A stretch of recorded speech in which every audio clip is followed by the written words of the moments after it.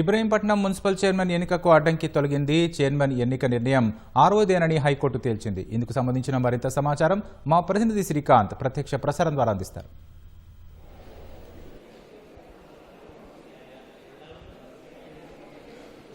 ఇబ్రహీంపట్నం మున్సిపాలిటీలో కౌన్సిలర్గా గెలిచిన యాదగిరి కనిపించడంటూ ఆయన కుమారుడు హెబియస్ కార్పస్ పిటిషన్ దాఖలు చేశారు. నిన్న ఈ పిటిషన్పై విచారణ చేపట్టిన హైకోర్టు యాదగిరిని హాజరుపరచాల్సిందిగా పోలీసులను హైకోర్టు ఆదేశాలు జారీ చేసింది. దీంతో పోలీసులు యాదగిరిని కోర్టులో హాజరుపరిచారు. ఈ సందర్భంగా కోర్టు యాదగిరి వాంగ్మూలం నమోదు చేసిందంటే ఈ సందర్భంగా యాదగిరి కొన్ని విషయాలను కోర్టు దృష్టికి కూడా తీసుకెళ్లారు.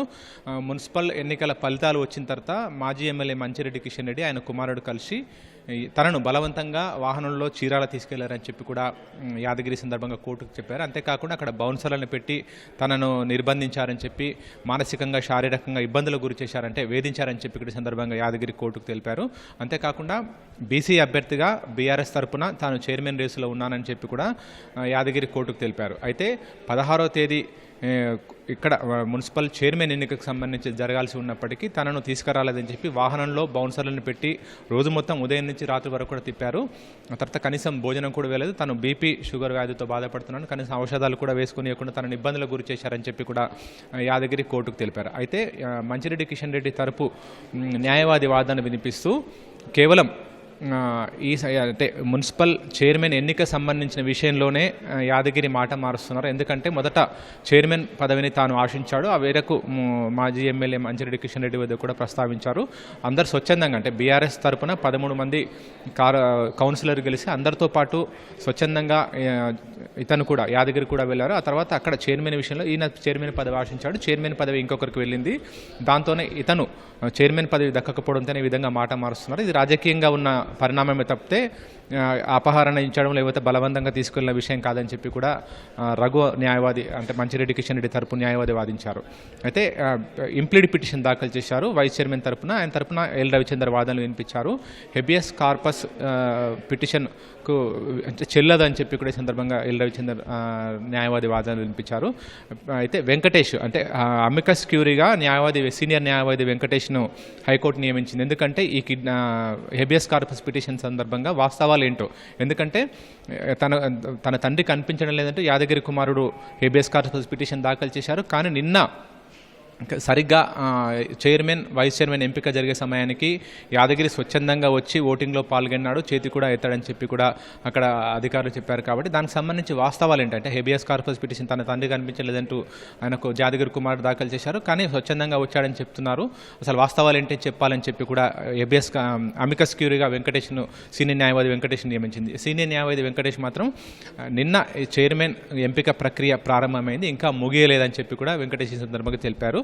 అయితే రఘు మాజీ ఎమ్మెల్యే మంచిరెడ్డి కిషన్ రెడ్డి తరపు న్యాయవాది రఘు మాత్రం చట్ట ప్రకారం చైర్మన్ వైస్ చైర్మన్ ఎంపిక జరగాల్సిందే, ఎట్టి పరిస్థితుల్లో అది నిలవకూడదు, ఆపివేయకూడదు. కానీ ప్రస్తుతం నిన్న ఈ విచారణ సందర్భంగా ఈ కోర్టు చైర్మన్ వైస్ చైర్మన్ ఎంపిక పట్ల స్టే విధించిందని చెప్పి కూడా రఘు న్యాయవాది వాదించారు. అయితే ఈ విషయాలన్నింటిని పరిగణలోకి తీసుకున్న తర్వాత హైకోర్టు మాత్రం హెబియస్ కార్పస్ పిటిషన్పై విచారణ ముగించింది. ఎందుకంటే హెబియస్ కార్పస్ పిటిషన్ ఎందుకు దాఖలు చేశారంటే యాదగిరి కనపడడం లేదని చెప్పి ఆయన కుమారుడు దాఖలు చేశారు. అయితే యాదగిరి కనపడుతున్నాడు కాబట్టి ప్రస్తుతం ఈ పిటిషన్పై విచారణ ముగిస్తున్నట్టు కూడా హైకోర్టు తెలిపింది. అంతేకాకుండా యాదగిరి విచారణ సందర్భంగా తన ఫోన్ను మంచిరెడ్డి కిషన్ రెడ్డి బలవంతంగా లాక్కున్నారని చెప్పి కూడా ఆయన తరపు వాళ్ళు లాక్కున్నారని చెప్పి కూడా ఈ సందర్భంగా మంచిరెడ్డి కిషన్ రెడ్డి తరపు వాళ్ళు లాక్కున్నారని చెప్పి కూడా యాదగిరి చెప్పారు. కాబట్టి ఆయన ఫోన్ ఆయనకి ఇప్పించాలని చెప్పి కూడా హైకోర్టు పేర్కొంది. అంతేకాకుండా యాదగిరి స్వచ్ఛందంగా వ్యవహరించేలా కూడా తగిన చర్యలు చేపట్టాలని చెప్పి అంటే ఆయన ఎందుకంటే తనకు ప్రాణభయం ఉంది, తనకు అనారోగ్యం ఉంది, ఆసుపత్రిలో చేయాలని చెప్పి కూడా సందర్భంగా కోర్టు దృష్టికి తీసుకెళ్లారు. కానీ ఆ సందర్భంలో ఉత్తర్వులు వెలువరించే క్రమంలో హైకోర్టు మాత్రం ఇదే విషయాన్ని పేర్కొంది. యాదగిరి స్వచ్ఛందంగా వ్యవహరించేలా కూడా చూడాలని చెప్పి కూడా ఎన్నికల అధికారులతో పాటు పోలీసులకు కూడా ఆదేశాలు జారీ చేసింది. ఆయన ఫోన్ ఆయనకు ఇప్పించాలని చెప్పి కూడా ఆదేశించింది. ఎందుకంటే హెబియస్ కార్పస్ పిటిషన్ పైన మాత్రమే కోర్టు విచారణ చేపట్టింది. ఎన్నికలకు సంబంధించి కోర్టు పరిధిలో రాదు కాబట్టి అంటే చైర్మన్ ఎన్నిక కానీ వైస్ చైర్మన్ ఎన్నిక కానీ కోర్టు పరిధిలోకి రాదు కాబట్టి నిన్న విధించిన స్టేను ఎత్తివేస్తూ హెబియస్ కార్పస్ పిటిషన్పై విచారణ మూసివేసింది. అంతేకాకుండా యాదగిరి ఫోన్ ఆయనకి ఇప్పించాలని చెప్పింది. ఆయన స్వచ్ఛందంగా అంటే ఆయనకి ఇష్టారీతిని ఆయన మనస్ఫూర్తికంగా వ్యవహరించేలా కూడా అధికారులు చర్యలు తీసుకోవాలని చెప్పి కూడా ఆదేశాలు జారీ చేసింది.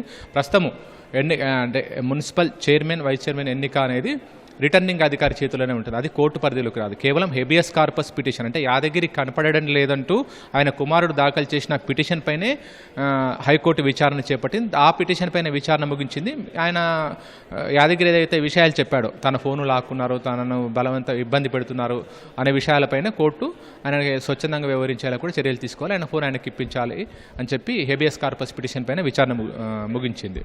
Over to you.